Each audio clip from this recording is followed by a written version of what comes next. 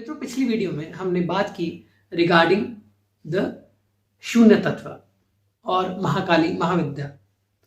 महाकाली महाविद्या के बारे में हम कंटिन्यूअसली बात कर रहे हैं। जो मित्र पहली बार ये वीडियो देख रहे हैं वो नीचे दिए हुए लिंक को आप जो है डिस्क्रिप्शन बॉक्स में पिछली वीडियोस का लिंक होगा वो ज़रूर देख लें और आपका प्रेम ऐसे ही मुझे मिलता रहे। धन्यवाद आपका।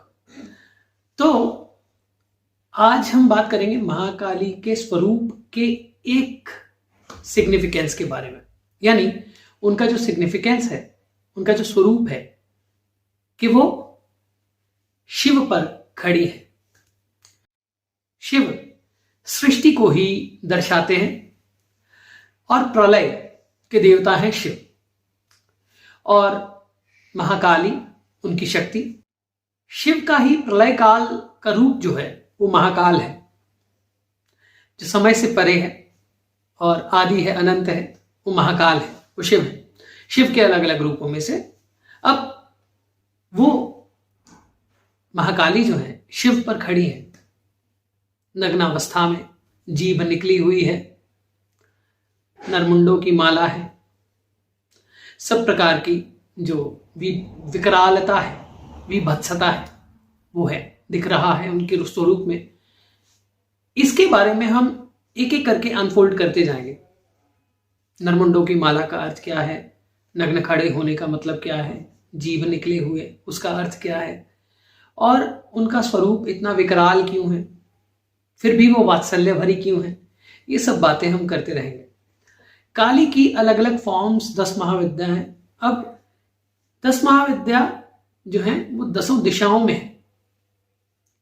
एवं 10 दिशो रक्षे चामुंडा शववाहना, है ना, उन्हीं की फॉर्म्स हैं जो 10 महाविद्या भी हैं। और भगवती का आरूढ़ होना, यानी शव के ऊपर खड़े होना शिव रूप में, कथा तो ये है कि उनकी विभत्सता को रोकने के लिए शिव ने अपने आप को, यानी उनके चरणों के नीचे लिया। परंतु इसका सिग्निफिकेंस क्या है? काली आदि शक्ति मानी गई है, काली मूल तत्व मानी गई है पूरे संसार का, काली मानी गई है पूरे संसार का भेद, रहस्य, और संसार की उत्पत्ति से लेके संहार तक जितनी भी एनर्जीज हैं वो सब काली की ही स्वरूप मानी जाती है। तो उसी प्रकार से जो काली है वो प्रलय काल को दर्शाती है। ये जो स्वरूप है ये प्रलय काल को दर्शाता है कि संपूर्ण सृष्टि जब शक्ति विहीन हो गई, जब संपूर्ण सृष्टि शक्ति विहीन है और प्रलय काल आ गया है, त्राही त्राही है, और डिमॉन्स या बुराइयां या कठिनाइयां या ऐसी परिस्थितियां चारों तरफ से सृष्टि को घेरे हुए हैं, तब वो अपना रूप एकात्म, एकाकी,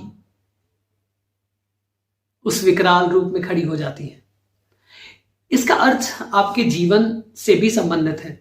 आपके जीवन में कितनी कठिनाइयां हैं, कितनी परेशानियां हैं, क्या कुछ है, वो भी तो प्रलय काल के समान ही है। हर व्यक्ति के लिए अपनी परेशानी बड़ी होती है, तो वो भी तो प्रलय काल के समान ही है।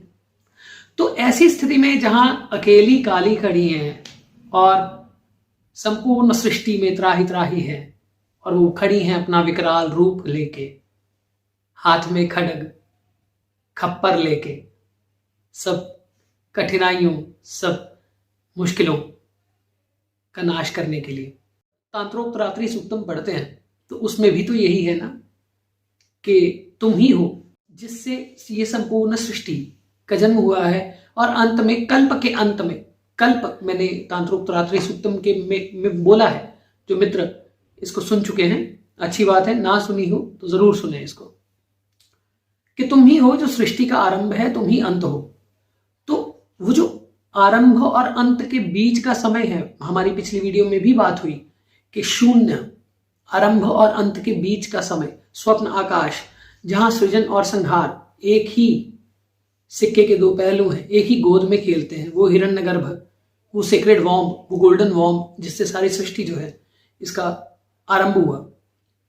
आप यदि माता ना हो तो आपका जन्म कैसे हो? तो इसी प्रकार से वो आदिशक्ति, वो जगदम्बा, वो माँ काली, वो बेस है। She is the base of all the activities, all the situations, all the happenings and all construction destruction। तो जब वो प्रलय काल आता है, एक जगह आके वो खड़ी हैं, यानी शक्ति विहीन संसार को देख रही हैं और उसमें शक्ति भर रही हैं। ये है स्वरूप का अर्थ उनके, कि वो शिव पर आरूढ़ है।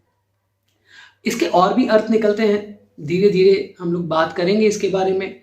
आपको वीडियो कैसी लगी ये बताइएगा, और महाकाली के बारे में आप क्या जानना चाहते हैं।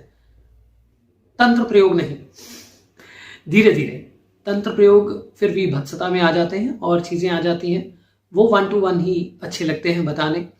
और मंत्र से खेलना कोई बहुत अच्छी बात नहीं है, तो मंत्र को समझ के फिर आगे चलना चाहिए। तो महाकाली के इस स्वरूप का वर्णन आगे भी वीडियोस में आने वाला है, तो जुड़े रहिएगा।